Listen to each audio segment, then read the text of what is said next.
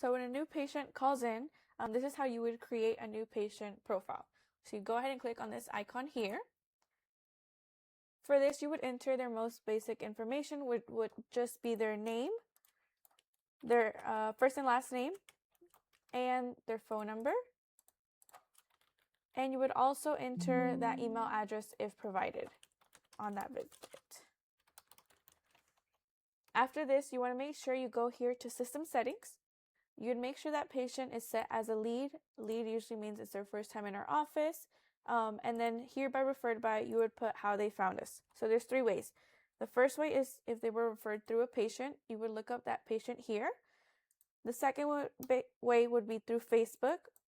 And the last way would be through Google. You would just make sure you want to have that filled out. So this is how that screen would look, your personal information here. You want to go ahead and click on Save. And then once you're there, you'll see that information pop up on your right side here. Now we have to move on to going ahead and adding them to our schedule. To do that, you would go ahead and click on the day that they're coming in. Let's say they're coming in at a specific time. You're going to click yes to adding that new patient. Then you want to go ahead and right click on your mouse and you want to change that visit to adult exam. You'll see as their name changed to a yellow color here on your schedule, that indicates a new patient. And you can also verify that here on the right hand side, it says NP to let you know you have successfully created them as a new patient appointment.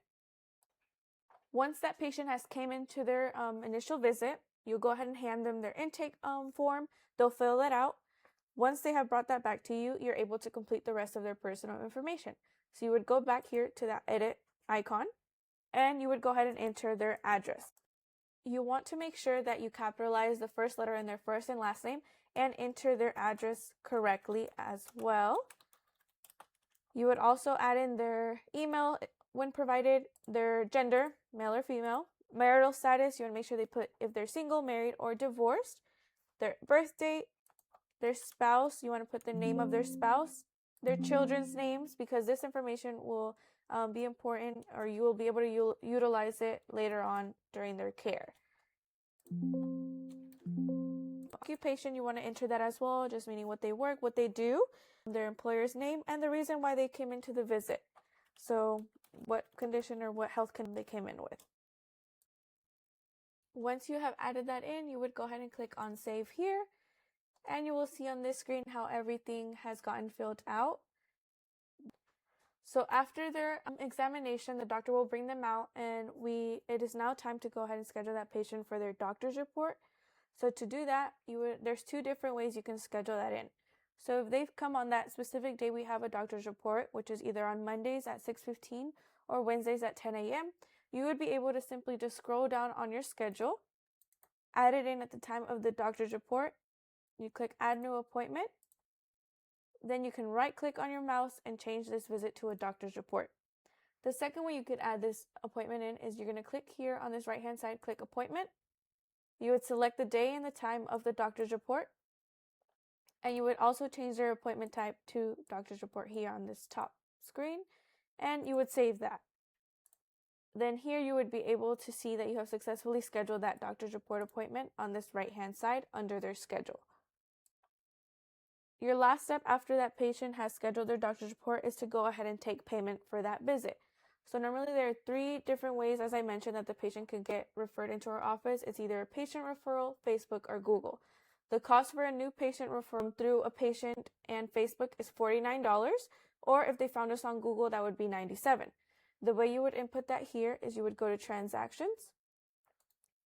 To do that, you want to go ahead and save that patient's card. You would click here on Edit.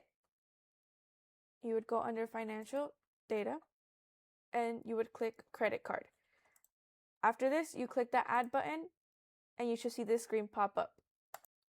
After that, you would insert their card into the card reader. You want to make sure you remember that card payment can only be taken in the back computer room, as that is where our card reader is connected. So you would go back there into the card reader, and it would save. The way that you know it's successfully saved is because you would be able to see the last 4 numbers on that patient's card here. And it should load like this, and you can go ahead and click Exit and save that. Now to do the full transaction, you would click on this icon here. You're going to put New Patient. You would enter the amount for their new patient special. Normally, it would be either that $49 or $97 cost, but for today's purposes, we will only be entering $1 for the payment today. Then you would click on add, and you would make sure that this here usually will automatically update to the amount that you entered. So you'll just check that, and when their card is saved on file, you're able to put payment on file. Click on that, and you're going to save your transaction. Once that patient has left the office, the last steps would be to go ahead and enter their full transactions. So to do this, you would go back to transactions, you would enter the x-rays that we've taken in the office, and it should be cervical spine, thoracic spine, and lumbosacral. You would put those three. Normally this step here for the discount is only if a patient was referred or came from Facebook, as their new patient special covers their x-ray costs. If a patient is personal injury, we do not do this last step, just leave as is with the cost of the x-rays. Then you would click on the no receipt here and save that transaction, and you will see that pop up on your right screen on this side here. So as you would see here on this screen, you notice that the patient does not have a profile picture. This step is very important because as every patient comes in, they should have a patient profile picture.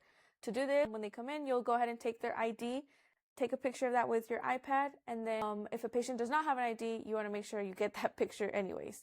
So you'll take the picture on the iPad, and then the following steps is we're going to email it to our office email. So every patient should have a patient profile picture. So to do that, whenever a patient comes in, you'll take a picture of their ID with the iPad. If they're minors, you would take it with the iPad that first visit. Then after that, we want to go ahead and upload that onto Atlas. So what you would do, once it's been in the iPad, you're going to go ahead and email it to our email address. So you click that. You would click on the email, and then you want to go ahead and save your profile pictures. So you would just right click, save image as, and you would put the name of that patient. And you want to make sure it's under pictures here, so for an easier find, you click save. And then to upload it, you want to go to images, click on add images. You're going to change this here to patient picture, and then you will just upload the picture you have just saved onto the computer. Click import and save. Then you'll be able to see here that you have successfully uploaded that patient picture, and then this concludes how to properly input a new patient into the system.